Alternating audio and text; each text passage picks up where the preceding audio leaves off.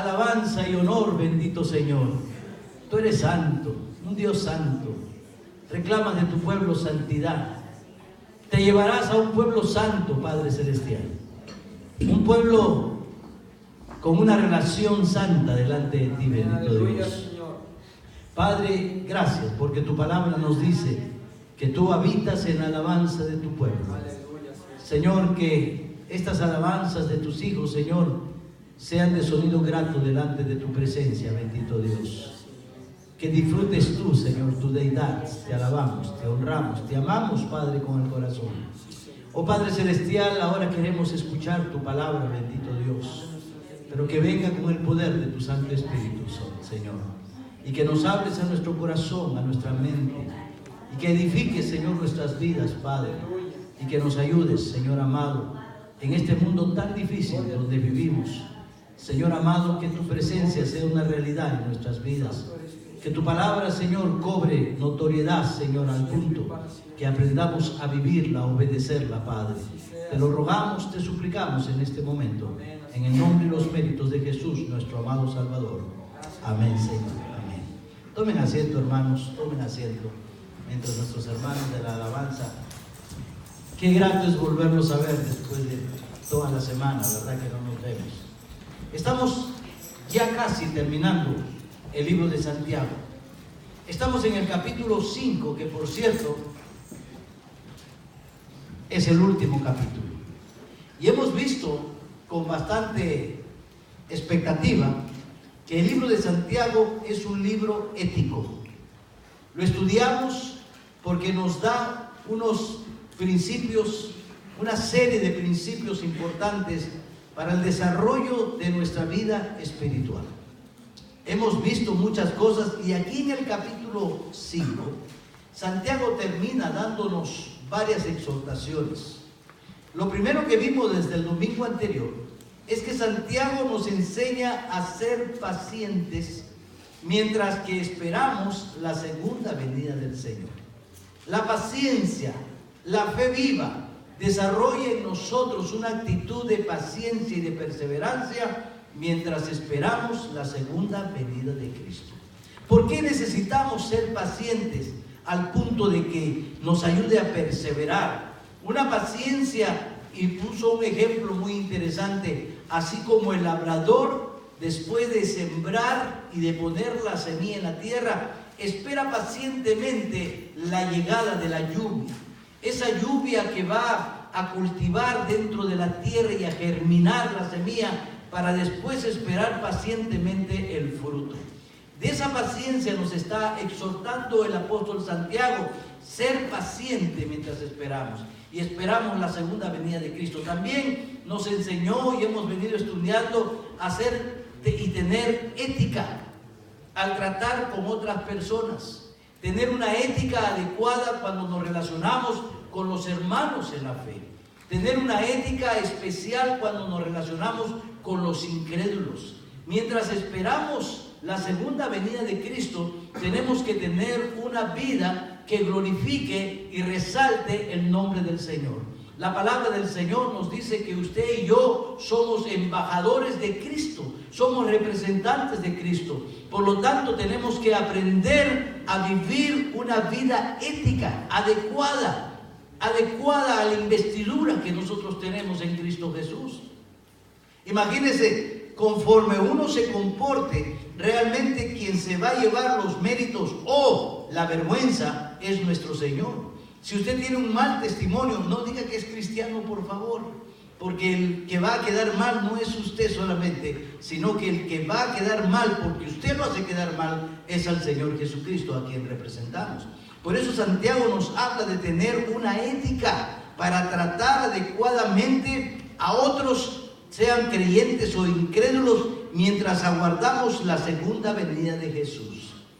Y enseñándonos acerca de esta ética, el apóstol Santiago nos da otra exhortación, que debemos imitar a los profetas, y imitamos también a Job. Y cuando imitamos a los profetas, recordamos todo lo que estos hombres de Dios hicieron sobre la tierra. predicaron el mensaje del Señor, obedecieron la palabra de Dios y estaban listos aún a dar hasta su propia vida por predicar la palabra del Señor.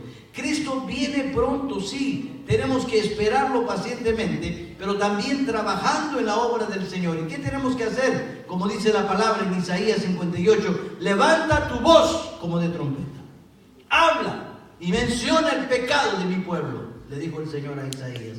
Y eso es lo que nosotros tenemos que hacer mientras esperamos la segunda venida de Cristo. No se trata de venir y esperar sentado que el Señor regrese y nos lleve al cielo. Se trata de que cuando Él regrese nos encuentre trabajando, nos encuentre imitando a los profetas en el mensaje, nos encuentre imitando a Job en cuanto a la paciencia y a la esperanza en el Señor. Y por último vimos que el Señor nos enseña y nos exhorta a través de Santiago que esperando la venida del Señor Jesucristo, demos un tal testimonio que no tengamos que estar jurando ni por el cielo, ni por la tierra, ni por nadie, porque esa era la costumbre, porque ya no se confiaba en la palabra de las personas. En los primeros siglos, cuando uno hacía un trato con una persona, tenía que hacer un juramento. Eso ha ido desarrollándose a través de los años. Y hoy día encontramos los contratos, tenemos que firmar. Oiga, yo tengo una deuda con Ricardo y yo prometo pagarle esa deuda, ¿verdad? Entonces Ricardo dice, ¿sabe qué, pastor? Pero yo no le creo. Yo no le creo porque no le creo sencillamente, así que fírmeme este papelito. ¿Qué está haciendo? Está poniendo en tela de juicio mi palabra. Está dudando de la integridad de mi palabra. Y entonces los cristianos de la época de Santiago llegaban al punto de que usaban el juramento para darle crédito a su palabra. El apóstol Santiago nos enseña que nuestra palabra tiene que ser veraz, al punto que no necesitemos jurar ni firmar contratos. ¿Por qué? Porque tu sí sea sí y tu no sea no. ¿A qué se debe esta costumbre que comenzó a usarse en los siglos pasados? A la falta de veracidad de nuestra palabra. Muchas veces decimos sí y lo convertimos en no. Otras veces decimos no y lo convertimos en sí. A veces prometemos algo y no lo cumplimos. Tenemos un compromiso con el Señor y le hemos prometido, hasta pasamos aquí al altar a orar y en nuestra oración, Señor, ayúdame a ser comprometido contigo. Y después nos olvidamos. Y el Señor dice que tu sí sea sí, que tu no sea no. Que en el reino de Dios nuestra palabra tiene que ser palabra verdadera, que no necesitemos firmar un contrato, que no necesitemos hacer un juramento, porque nuestra palabra tiene peso de ser una palabra acreditada. Y entonces aquí lo que estamos viendo es que el apóstol Santiago está originalmente dirigiendo esta carta a creyentes a partir del versículo 13, creyentes que están atravesando pruebas. Mira el versículo 13 conmigo. ¿Está alguno entre vosotros afligido? Haga oración. ¿Está alguno alegre? Cante alabanzas. Hay dos estados en los cuales el hombre puede estar. O puede estar afligido, acongojado, triste, meditabundo, taciturno, apachurrado, como decimos. O puede estar alegre, puede estar gozando todo el tiempo, ¿no? Tener el gozo del Señor, ese gozo que sobrepasa todo entendimiento humano, ¿no? Que a veces pasamos por momentos difíciles, pero tenemos gozo en el corazón. Y la gente dice, oiga, usted nada lo inmuta, siempre está riendo, siempre está disfrutando. Es que yo tengo el gozo de Cristo en mi corazón. No es que no tenga problemas, también los tengo, pero tengo el gozo de Cristo en mi corazón. Lo que me ayuda a sobrepasar todos estos momentos de dificultad. Entonces, esta parte que vamos a estudiar es la parte de la carta que el apóstol Santiago le dirige a los creyentes que están pasando por momentos difíciles, que están pasando por pruebas profundas, están pasando por dificultades muy agrias. Todos nosotros pasamos momentos difíciles, ¿verdad? No hay ninguno de nosotros que diga, bueno, la vida para mí es tan suave que yo no estoy pasando problemas. El Señor Jesucristo sabía que nosotros íbamos a pasar problemas. Cuando nos miró, Él comenzó a orar a su Padre y le dijo al papá, Señor, no quiero que lo quites, no te pido que lo quites del mundo, sino que los guardes del mundo. Porque el Señor sabía que íbamos a pasar por pruebas, por necesidades, por dificultades y muy, pero muy profundas. como cada uno de nosotros. Entonces, Santiago está aquí, y lo vamos a mirar, está instruyendo al creyente, para que el creyente sepa qué hacer precisamente cuando se encuentra en circunstancias difíciles.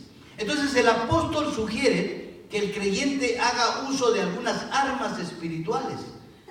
Mire qué interesante que cuando miramos la epístola de Santiago, en el primer capítulo, Santiago está usando los mismos términos que usa al final del capítulo. Aquí en el capítulo 5 está hablando de las dificultades. Dice, versículo 13, ¿está alguno entre vosotros afligido? Y si usted revisa Santiago, capítulo 1, versículo 23, Santiago empieza exhortando a los hermanos y dice, tened por sumo gozo cuando os halléis en diversas pruebas, sabiendo que la prueba de nuestra fe produce paciencia. Empieza casi con las mismas palabras y termina con la misma exhortación, porque él entiende que aunque somos hijos de Dios, que aunque somos el cuerpo de la iglesia, no carecemos de dificultades. Vamos a atravesar momentos difíciles. Las corrientes del mundo son contrarias a los principios de la Biblia y muchas cosas en el mundo nos van a afligir a tal punto que él empieza exhortando a tener paciencia en la diversidad de pruebas y termina exhortándonos a lo mismo y nos dice, si alguno está entre vosotros afligido, haga oración, y nos da el remedio a las aflicciones y nos da el remedio a las dificultades. ¿Cuáles son estas armas? La oración. Y si seguimos leyendo vamos a encontrar que la alabanza también es otra arma. Y si seguimos leyendo vamos a mirar que el ministerio de los ancianos, llame a los ancianos, llame a las personas más maduras. Para eso somos parte del cuerpo de Cristo. A veces nos pica la oreja. ¿Y qué hacemos? No somos como los perros que podemos mover las orejas, aunque hay hombres que lo mueven. Yo conozco un amigo que yo no sé cómo le hace, pero mueve la oreja.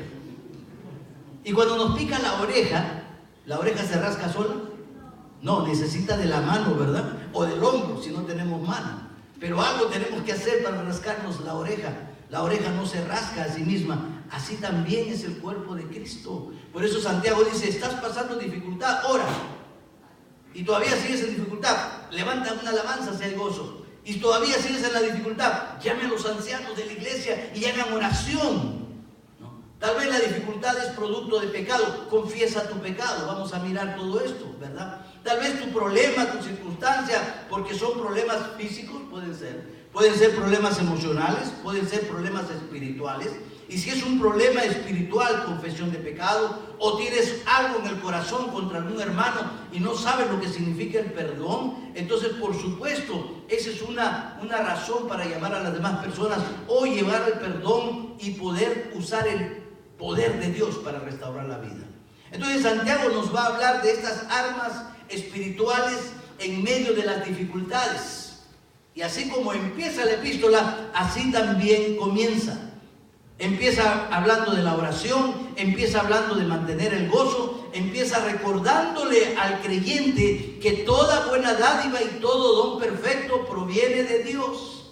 Y de esa misma manera vamos a entender la carta de los Santiago terminando de la misma forma, con la oración, con la alabanza, con la confesión, con la intercesión, con la restauración. De tal manera que podemos mirar que la práctica de la fe viva apela a la oración en medio de las dificultades. ¿Qué tenemos que hacer cuando tenemos dificultades?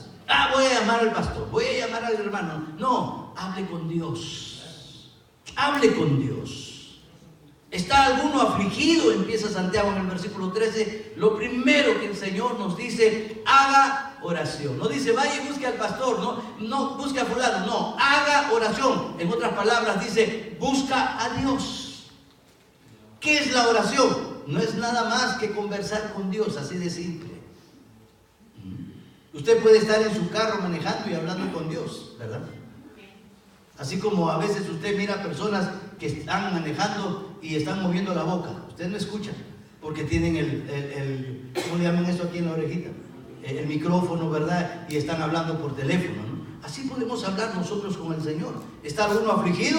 Haga oración. Afligido, este verbo tan explícito, significa atravesar dificultades. ¿Estás atravesando dificultades? hable con Dios. ¿Estás sufriendo alguna calamidad? Hable con Dios. ¿Estás experimentando una adversidad? Hable con Dios. ¿Quién de nosotros no experimenta todas y cada una de estas cosas? ¿Qué es lo que tenemos que hacer? Hable con Dios. ¿Hay algún hijo que se nos está descarriando? Hable con Dios. ¿Estás sufriendo de alguna enfermedad? Hable con Dios. ¿Estás queriendo algo que tú necesitas en tu vida espiritual? Hable con Dios. Cualquier problema el Señor lo puede atender. Y mire, la pregunta formulada por Santiago puede referirse a una calamidad, a un sufrimiento físico, a un sufrimiento emocional, a un sufrimiento espiritual. ¿Está alguno de vosotros afligido? Y esa es la pregunta que el Señor quiere hacer esta mañana. ¿Alguno de ustedes está afligido? ¿Cuál es el resultado? ¿Cuál es la arma que yo voy a usar para que Dios apacigüe mi corazón? La oración. Y le voy a contar mis cuitas, mis problemas, mis angustias. ¿A quién? A mi amigo Cristo Jesús. Entonces la idea es que toda carga que nosotros tenemos, toda aflicción, toda dificultad, nos conduce a la oración. ¿Y cómo es el Señor que usa todos este tipo de circunstancias para llevarnos al Señor? Estamos estudiando el día miércoles la historia de Jacob. Estamos estudiando el capítulo 42 más o menos, o 43 del libro de Génesis. Jacob, un hombre que cada vez que tenía una dificultad, ¿qué hacía? La solucionaba. Y comenzaba a maquinar, comenzaba a planificar, comenzaba a hacer una serie de cosas, porque él era un gran manipulador, un gran mentiroso, con el propósito de solucionar sus problemas. Y muchas veces se hundía más y no lo solucionaba. Y Dios estaba siempre queriendo tener una relación con Jacob, y Jacob le huía a Dios. Pero como Dios vamos a usar la palabra, lo va llevando y lo coloca entre la espada y la pared. Y hay una dificultad la cual él no puede vencer, no puede manipular, no puede hacer nada para poder salir de esta dificultad. Hay hambre en toda la tierra donde él vive. Y el único lugar donde hay comida es en Egipto. Sus hijos ya han ido una vez a Egipto, Ricardo. Y José los reconoció a esos hermanos que lo habían vendido. Miren cómo poco a poco las circunstancias van encajonando a Jacob. Resulta que José agarra a Simeón y lo deja preso ahí en Egipto. Y le dice al resto de los hermanos: vayan a casa, traigan a Benjamín, y si lo traen, yo voy a soltar a Simeón.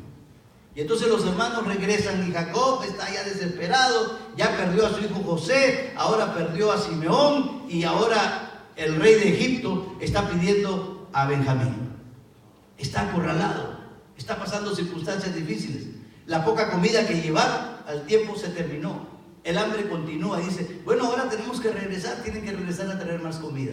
Y otra vez la circunstancia negativa, el hambre, encasilla nuevamente a Jacob. Dios quiere algo con Dios y lo lleva a esta circunstancia adversa, difícil. Hace los planes para ir nuevamente, para que sus hijos regresen a Egipto. Y nota qué interesante, si usted toma tiempo, o por lo menos lo anota. En Génesis 43, versículo 11, Jacob le da instrucciones a sus hijos.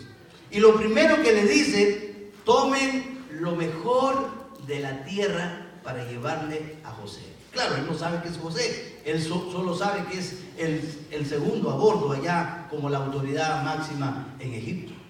Hay que llevarle, ¿qué dice? Lo mejor. Mire qué interesante. Mire Dios cómo usa esta circunstancia adversa para que Jacob entienda que en medio de esta circunstancia lo lleva a la presencia del Señor. ¿Y dónde está la solución? La solución está: ay Señor, esta oración que yo te hago, por favor, sácame de esta dificultad. No. Está para que entendamos que la mejor manera de salir de esta dificultad en la cual estamos atravesando es ofrecerle al Señor lo mejor de nosotros. ¿Qué le vamos a ofrecer? Lo mejor. Si usted lee Génesis 43, el versículo 11, Jacob le dice a su hijo: tomen lo mejor de la tierra y llévenselo. Y después les da otra segunda instrucción, le dice: tomen el doble del dinero y llévenlo. Mire qué interesante. No solamente Dios merece lo mejor, sino que merece doble de nosotros. Amén.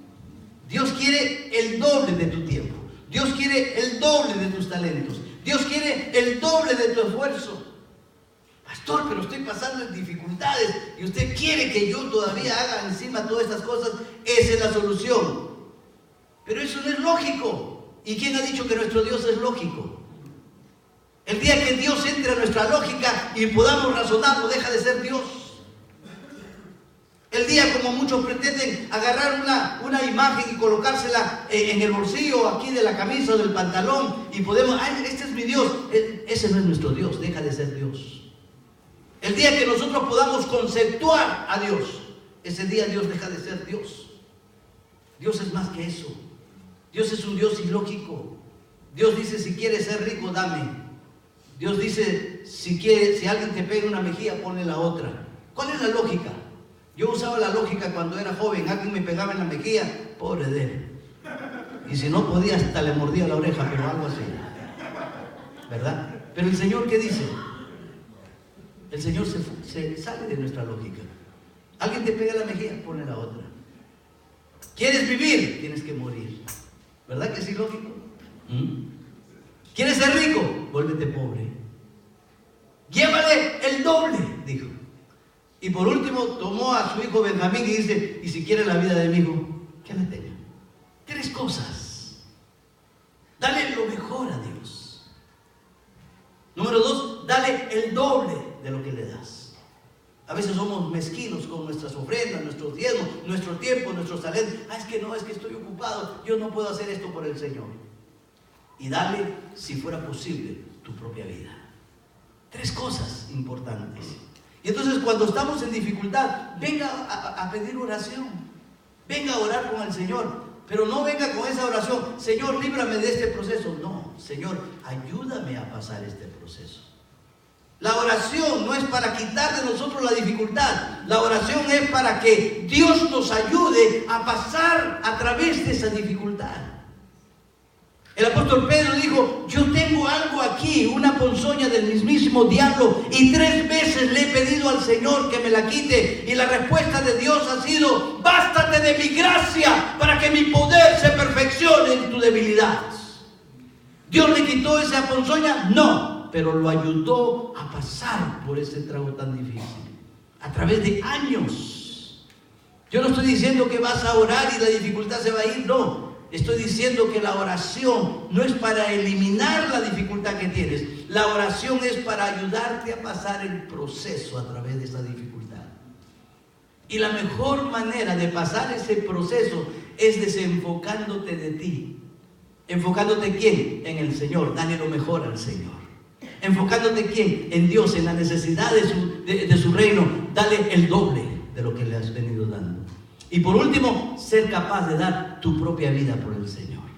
Y entonces cuando yo soy capaz de dar mi vida por el Señor, ¿estoy preocupado por si me muero o no? Claro que no. Si estoy capaz de dar la vida por el Señor, si me pasa algo, pues que me pase. Esa es la actitud, ¿verdad? Entonces haga oración. ¿Por qué? Porque tengo una carga, tengo una aflicción, tengo una dificultad. Y gracias al Señor que esa carga, esa dificultad, esa aflicción me lleva precisamente a orar. ¿Usted se ha dado cuenta que muchas veces ni oramos? Que muchas veces ni pensamos en Dios. Aún como cristianos, miembros de la iglesia Manantial, a veces ni siquiera pensamos en Dios. ¿Sabe cuándo pensamos en Dios? Cuando tenemos una dificultad, cuando hay algún problema. Y ahí estamos orando, todo, estamos trabajando y estamos pensando en Dios. Ay, Señor, ayúdame. Pero cuando estamos bien, ni siquiera nos acordamos del Señor, ¿verdad?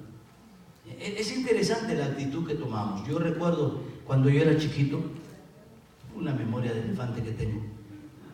Ahí a la vuelta de mi casa había una iglesia. Y nosotros, en mi país, es un lugar altamente sísmico. Altamente sísmico.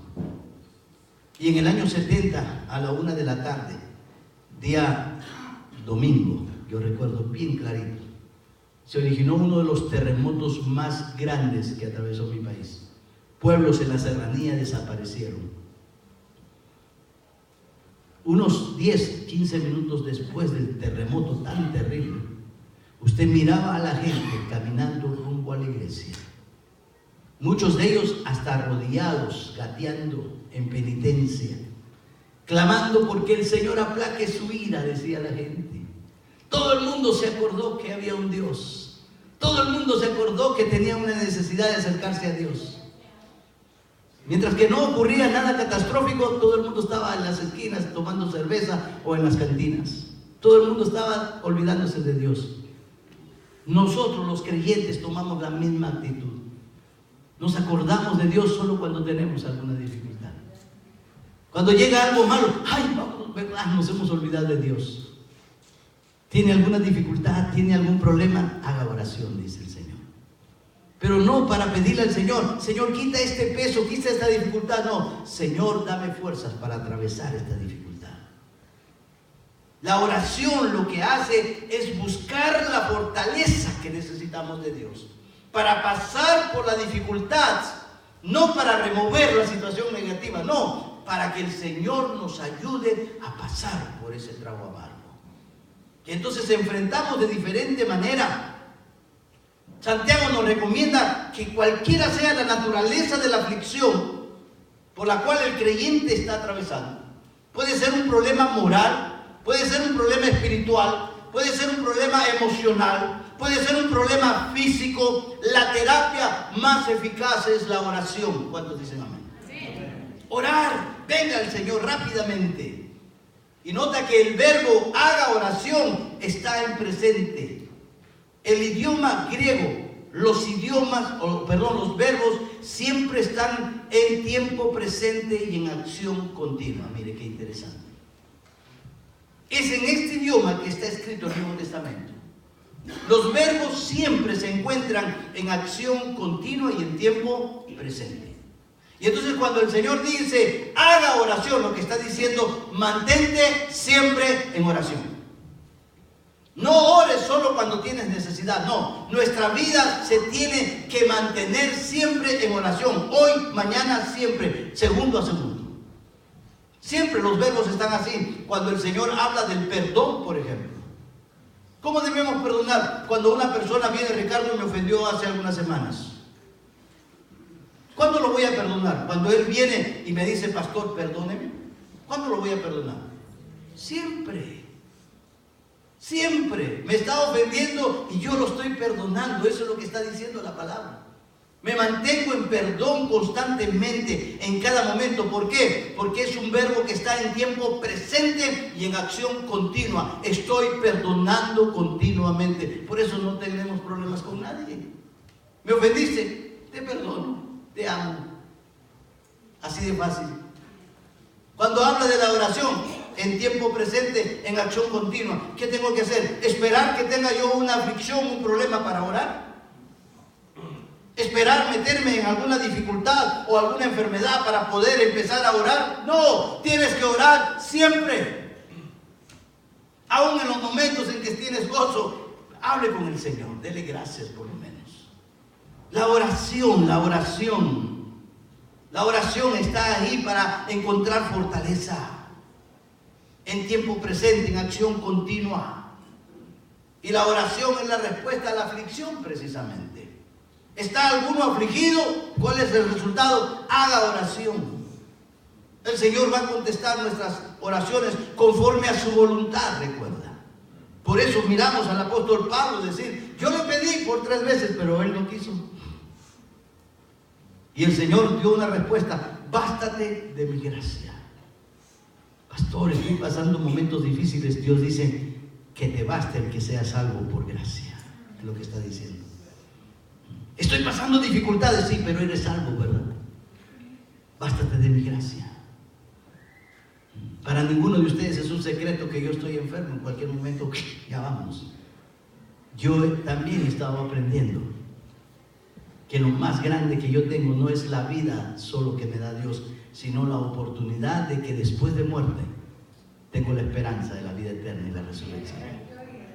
Y el Señor dice, no te voy a quitar la enfermedad, que te baste mi gracia. ¿Y cuál es su gracia? La gracia de la salvación, el regalo que Dios me ha dado. Entonces Dios le contestó de la misma manera a Pablo. No te preocupes, que te baste mi gracia. Siéntete completo con mi gracia. No esperes más. Total, un día nos vamos a ir, ¿verdad? Un día nos vamos a ir. Entonces, ¿qué es la recomendación que hace el apóstol Santiago? Ore. Ore. Qué interesante con este pensamiento de la oración. ¿A dónde tenemos que ir? A la presencia de Dios. ¿Cómo vamos a orar? Yo he escuchado muchas veces hermanos que me mandan un texto o me hablan por teléfono: pastor, ore por mí. Sí, yo oro por usted, pero déjeme darle un secreto. Usted también puede orar por usted mismo. El Señor Jesucristo, cuando murió, dice la palabra de Dios, cuando Él estaba muriendo, dice que se desató un fuerte terremoto. El cielo estaba oscuro desde el mediodía, mira, hasta las 3 de la tarde. Y cuando el Señor dice consumado es, en ese instante rayos y centellas cayeron del cielo. La tierra comenzó a temblar. El centurión o el soldado que estaba ahí junto a la cruz, mirando a Jesús y mirando todo lo que estaba ocurriendo, dice: verdaderamente este es el Hijo de Dios. Momentos difíciles. La Biblia dice que en ese preciso instante, en ese momento que el Cordero de Dios estaba muriendo, el velo del templo se rasgó de arriba hacia abajo.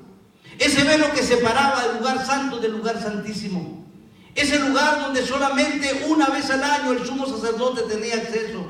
Ese velo se rompió como una figura, como un cuadro, como un símbolo de que Cristo es el camino que nos lleva al Padre. El camino se abrió a través de la muerte y el cuerpo de Cristo. Y usted hoy día puede acercarse igual que yo. Hebreos dice: acerquémonos pues confiadamente al trono de la gracia de Dios para alcanzar el oportuno socorro. Cuando Santiago dice ora, nos está diciendo: tienes la oportunidad a través de Cristo de acercarte a la misma presencia de Dios. Usted puede hablar con Dios. Yo hablé esta mañana con Dios. Estuve hablando con Dios antes de subir aquí. Estaba sentado en mi oficina hablando con Dios. Cada momento usted y yo podemos hablar con Dios. Usted no necesita a nadie. El único intermediario que necesita se llama nuestro Señor Jesucristo. En el libro de Mateo, mire conmigo, el capítulo 6. Mateo capítulo 6. Santiago dice: ¿estás afligido? Haz oración. Me encanta la simpleza y la sencillez con que Santiago responde, ¿verdad? ¿Estás afligido? Vaya ya a la oración. Hable con papá. Entonces dice la palabra del Señor que en una oportunidad el Señor Jesucristo está caminando con sus discípulos. Escucha con atención. Y uno de sus discípulos dice: Señor, enséñanos a orar, así como Juan el Bautista le enseñó a sus discípulos. ¿De quién fue la petición? De sus discípulos. Y entonces el Señor Jesucristo comienza esta enseñanza, Mateo capítulo 6, versículo 9. Dice: vosotros pues, les está hablando a sus discípulos, vosotros pues oraréis así: Padre nuestro. Esta oración modelo que enseñó Jesucristo, según el libro de Lucas capítulo 11 versículo 1, que fueron los discípulos quienes le dijeron: Señor, enséñanos a orar. Esta oración modelo es para los discípulos del Señor. ¿Quién es el único que puede decir Padre nuestro?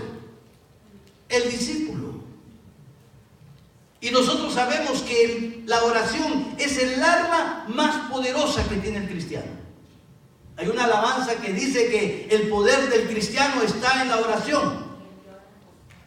Y cuando el cristiano se pone de rodillas para orar, el diablo tiembla, créanme.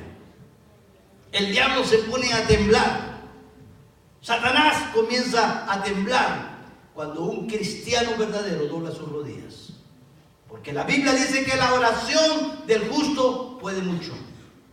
El salmista escribió, Santiago capítulo 5, verso 16, dijo: la oración eficaz del justo. Algunas oraciones cumplen requisitos, todas. Hay lo que dice Santiago, la oración eficaz. ¿Quiere decir que hay alguna oración que no sea eficaz? Sí, hay una oración que no sea eficaz. ¿Y sabe cuál es la oración que no es eficaz? Esa oración donde usamos muchas palabrerías. El mismo Señor va a enseñar previamente: no seas como aquellos que les gusta pararse entre la congregación y con voz sonora, así, todo el mundo está orando y él está o ella está hablando en forma sonora, como para que le escuchen y uno diga: wow, qué espiritual, wow, qué entrega con el Señor. Puede ser que sí, puede ser que no. Lo más seguro es que, ¿quién sabe? Nadie sabe. Pero el Señor dice: la oración eficaz. ¿Cuál es la oración eficaz? El modelo lo enseñó nuestro Señor y le enseñó a sus discípulos. Se lo enseñó a sus discípulos. Y para que la oración realmente sea eficaz, la oración tiene que cumplir 7 elementos. ¿Está listo? Le voy a mencionar esos 7 elementos, uno por uno, despacio nomás, para que usted vaya aprendiendo qué tiene que hacer en el momento de orar. Mire, ¿qué tiene que hacer? El Señor dice, versículo 6 de Mateo 6:6.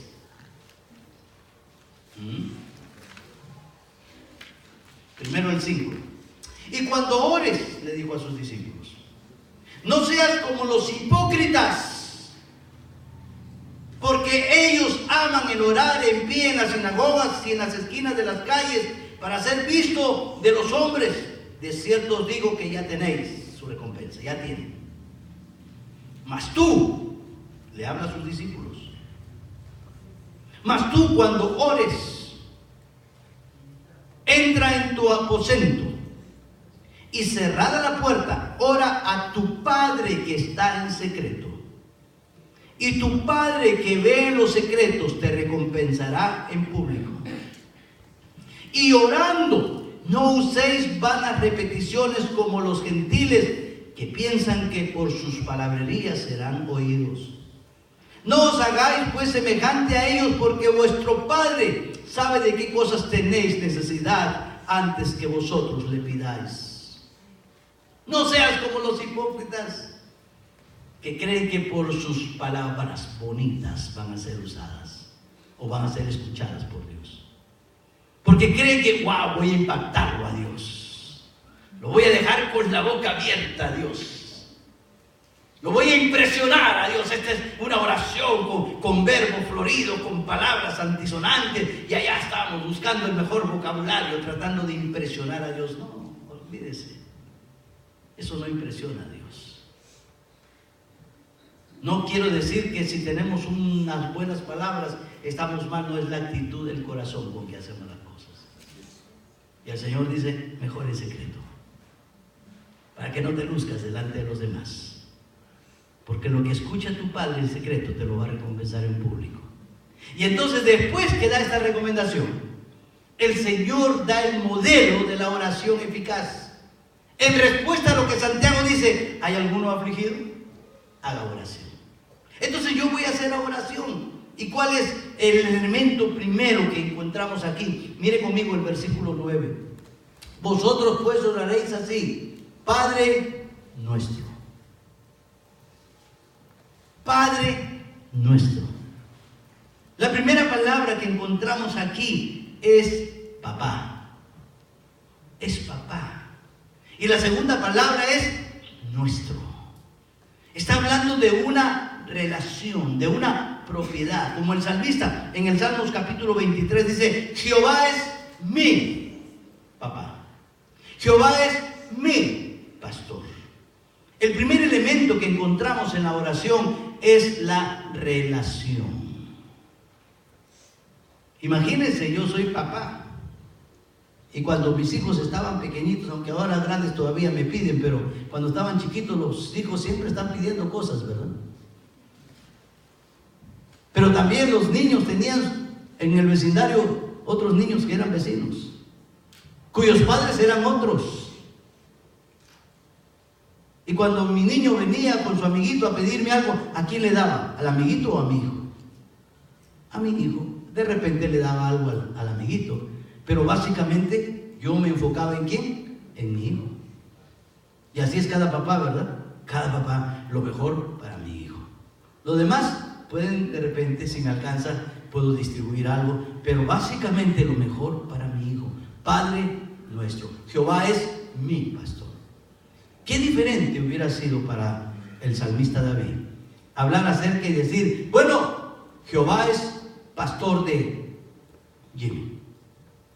Y yo podría decir, bueno, Jehová es pastor de Jimmy. Y a mí qué me interesa que Jehová sea pastor de Jimmy si no me afecta a mí.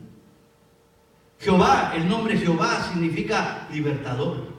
Cuando el salmista escribe el Salmo 23, está recordando que el Señor liberó a la nación de Israel y dice, Jehová es mi pastor, es decir, mi libertador. Y cuando la nación de Israel comenzó a caminar en el desierto, no había agua, Jehová proveyó agua. No había alimento, Jehová proveyó alimento. No había sombra, Jehová proveyó la sombra. Hacía frío en el desierto, Jehová proveyó el calor. Jehová siempre estaba proveyendo. El nombre de Jehová también significa el gran proveedor. Pero ¿qué me interesa a mí recordar que Jehová es el libertador de Jimmy si no es mi libertador? ¿Qué me interesa a mí recordar que Jehová es proveedor de Jimmy y no es mi proveedor? Jehová es mi protector también significa. Porque cuando la nación de Israel comienza a salir al desierto, atrás viene el ejército de Faraón. ¿Y qué hace el Señor? Protege a su nación. Y entonces lo que está diciendo el salmista cuando dice Jehová es mi pastor, está diciendo Jehová es mi libertador, Jehová es mi proveedor, Jehová es mi protector. ¿Y qué me interesa a mí? Que Jehová sea el libertador, el proveedor, el protector de Israel, si no es mi salvador, si no es mi libertador, si no es mi proveedor y si no es mi protector. Cuando yo digo Jehová es mi, lo hago personal. Es mi salvador, mi libertador, mi proveedor, mi protector. Entonces el Señor dice, cuando empieces a orar, lo primero que te encargo es que establezcas esta relación. Padre nuestro, papá. Qué confianza, ¿verdad? Aquí hay muchos hijos. Yo sé que me aprecian mucho, yo soy el pastor, pero ¿saben con quién tienen más confianza? Con el papá. Papá, Padre mío. Hay una relación personal, íntima. Yo no sé cómo se siente usted cuando se inclina a orar al Señor. Es mi papá. Algo típico de la religión hebrea es dirigirse a Dios como Padre. Como Padre. Mire Mateo capítulo 23, versículo 9. Mateo, lo que dijo el Señor Jesucristo en Mateo 23, 9. Mateo 23, 9. La recomendación del Señor Jesucristo dijo: y no llaméis Padre vuestro a nadie en la tierra, porque uno es vuestro Padre, el que está en los cielos.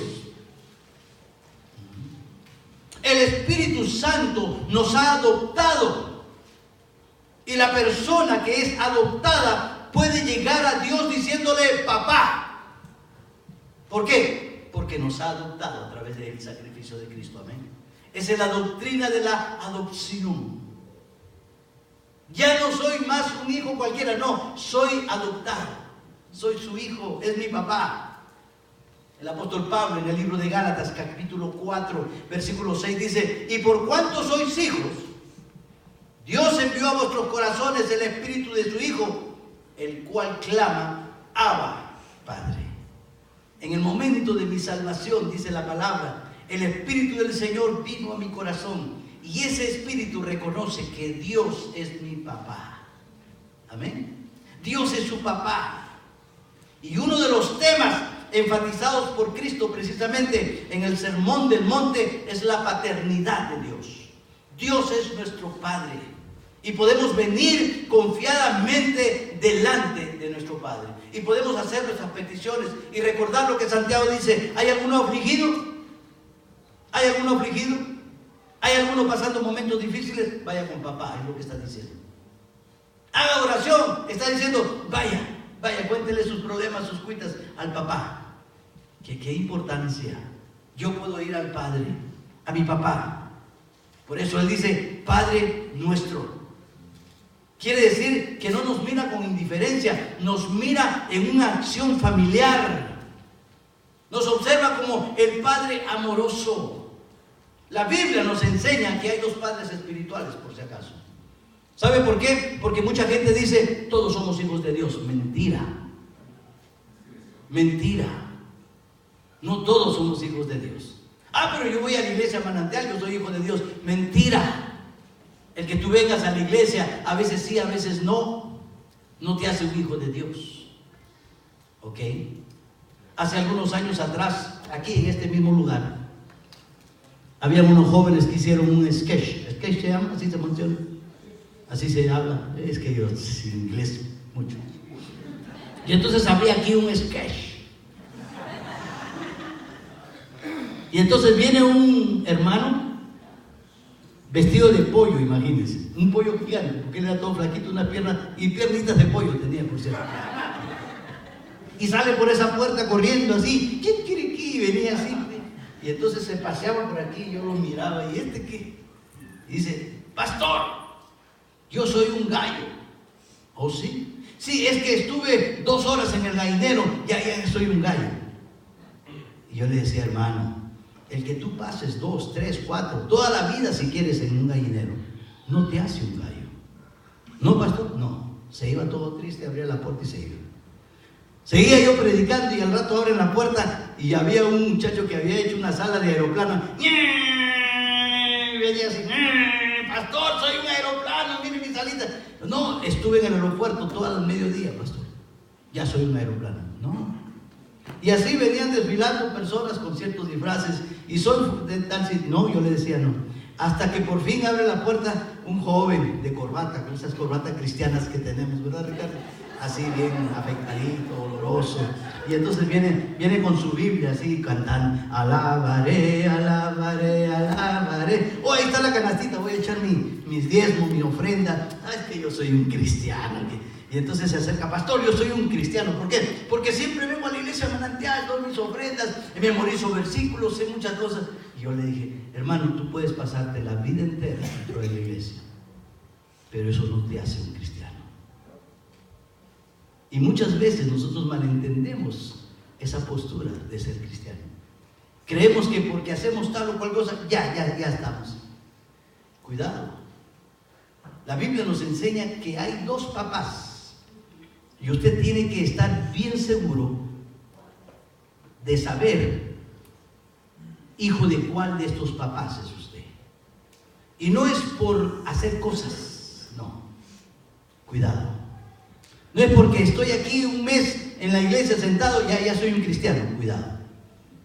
Usted puede haber aprendido toda la Biblia, pasó el discipulado, se memorizó los 75 versículos de memoria. ¡Qué bien, lo felicito! Pero eso aún así no lo hace un cristiano. Tiene que tener a Cristo en su corazón. ¿Por qué? Porque hay 2 papás. Miren lo que dice Juan, capítulo 8. Lea conmigo Juan 8. Mucha gente habla de Dios como su Padre, pero la evidencia de sus obras dice lo contrario. Porque muchos están enseñando que todos somos hijos de Dios. La verdad es que todos somos creación de Dios. Mas a todos los que le recibieron, a los que creen en su nombre, les dio potestad de ser hechos hijos de Dios. Ellos somos. Mire Juan 8:38. Yo hablo lo que he visto acerca del Padre. Y vosotros, subrayé esto, hacéis lo que habéis oído acerca de vuestro Padre.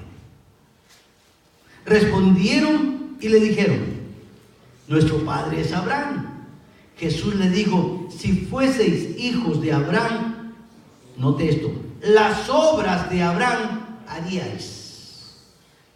Pero ahora procuráis matarme a mí, hombre que os he hablado la verdad, la cual he oído de Dios. No hizo esto Abraham. Y sigue diciendo Jesús, vosotros hacéis las obras de vuestro padre. Entonces le dijeron, airadamente me supongo, nosotros no somos nacidos de fornicación.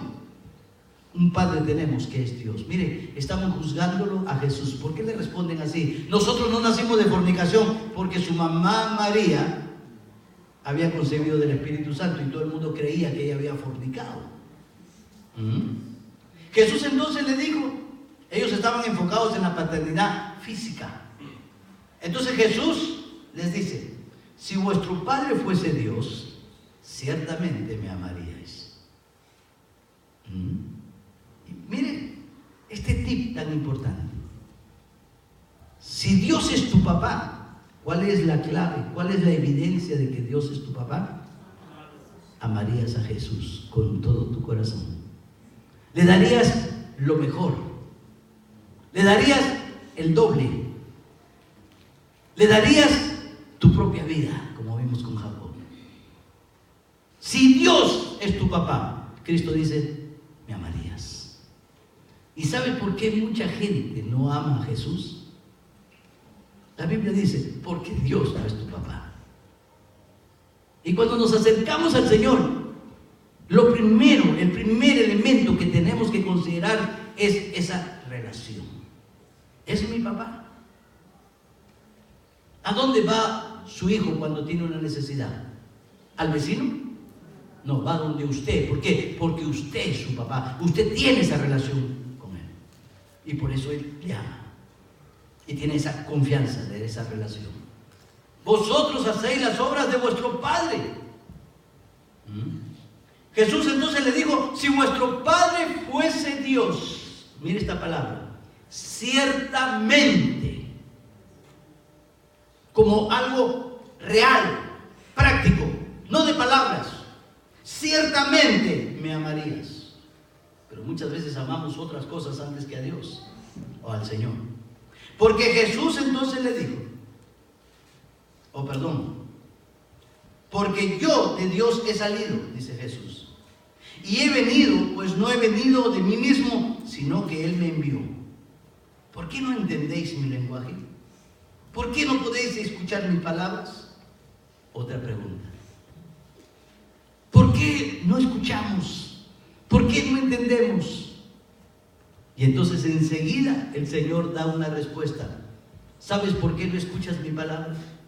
¿Sabes por qué no me entiendes? ¿Sabes por qué cuando predicamos te quedas dormido? ¿Sabes por qué no tienes interés en las cosas del Señor? Y la respuesta dice: vosotros sois de vuestro padre el diablo, y los deseos de vuestro padre queréis hacer. Él ha sido homicida desde el principio y no ha permanecido en la verdad, porque no hay verdad en él. Cuando habla mentira, de suyo habla, porque es mentiroso y padre de mentira. ¿Cuántos papás hay? 2. Hay 2 padres espirituales: el diablo y Dios. Y si usted no ama a Jesucristo, es porque Dios no es su papá.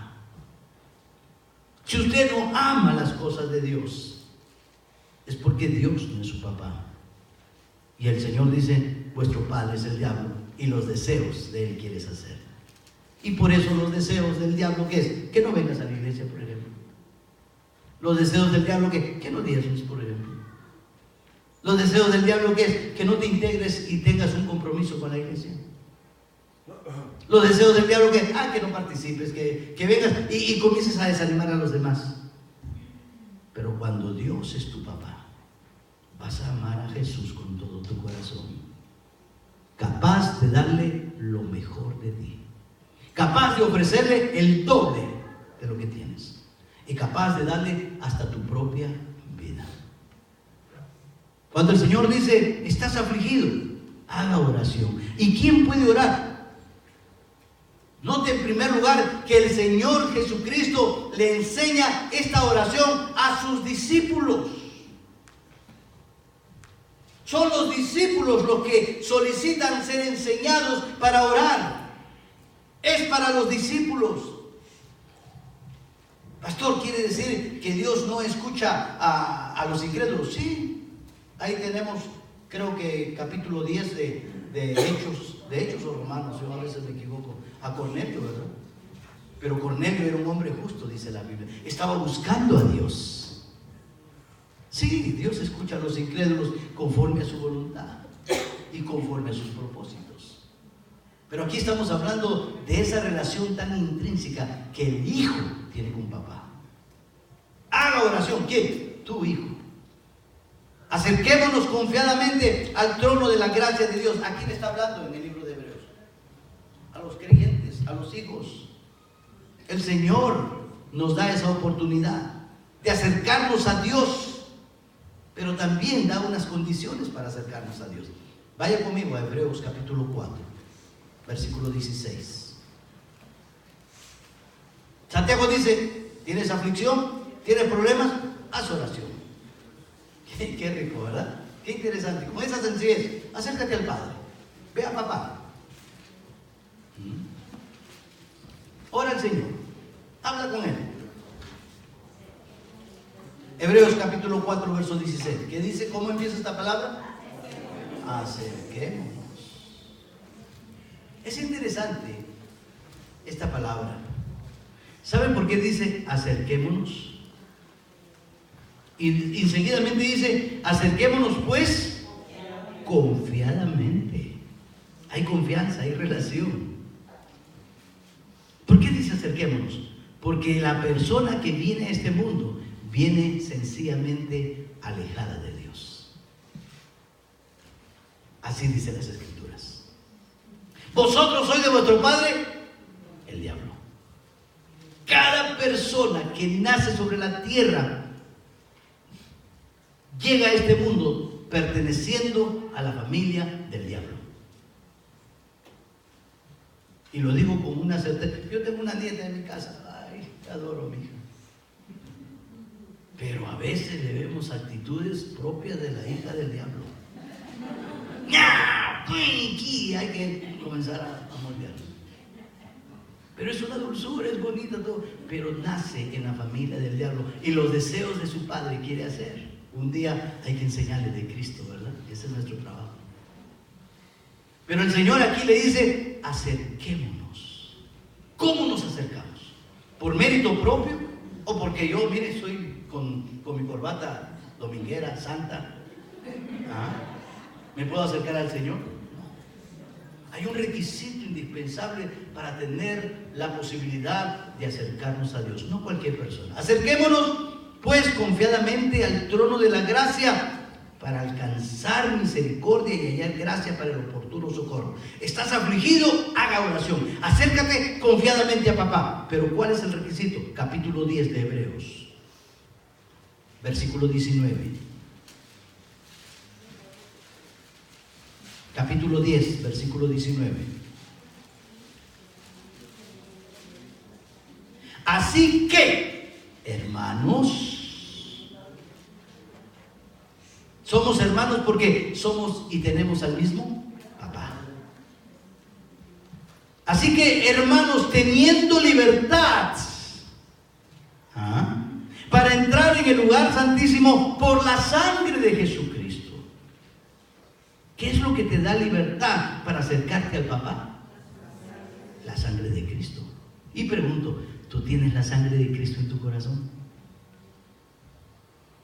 ¿Te has preguntado por qué es que no amas las cosas? Vienes porque, bueno, te toca venir. Pero no vienes con ese amor, con esa pasión, como dijo el salmista. ¡Wow! Yo me alegré con los que me decían: a la casa de Jehová iremos. Y no vienes ahí arrastrando los pies porque mamá te trajo, papá también, el novio, la novia, alguien te trajo. Y allá vienes por cumplir y bueno, es que tengo que cumplir con Dios. Me da risa cuando alguien dice eso. Tengo que cumplir con Dios, como el pobre Dios necesita de mí. Olvídelo, esa no es la vida cristiana. Nos acercamos a través de la sangre preciosa de Jesús. Hoy que tenemos a Cristo en el corazón, tenemos libertad para entrar en el mero lugar donde está Dios, la presencia de Él, lugar santísimo reconocido en el tabernáculo. Nos acercamos. ¿Sabe? Luchamos mucho en la iglesia por eso. Vamos a inclinar los rostros para orar y ¿sabe qué hacen algunos? Tengo que ir al baño. Aprovechan ese momento. ¿Se ha dado cuenta de ese detalle? Nos estamos acercando a la mera presencia de Dios. ¡Respete a Dios! Es un momento importante. con Dios, el Dios santo, 3 veces santo, todopoderoso. En la antigüedad, cuando el sumo sacerdote se atrevía a entrar al lugar santísimo lleno de pecado, caía fulminado, moría por causa de su pecado.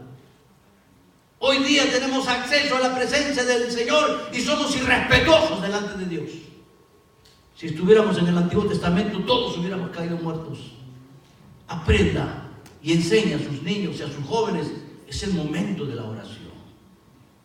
Tenemos la posibilidad de entrar a la mera presencia del Señor. El Hebreos dice: así que, hermanos, teniendo libertad para entrar en el lugar santísimo por la sangre de Jesucristo, por el camino nuevo y vivo que Él nos abrió a través del velo, esto es, de su carne, le costó, sufrió, para que usted y yo tuviéramos la posibilidad de entrar y tener libre acceso a la presencia de Dios. ¿Está alguno afligido? Haga oración.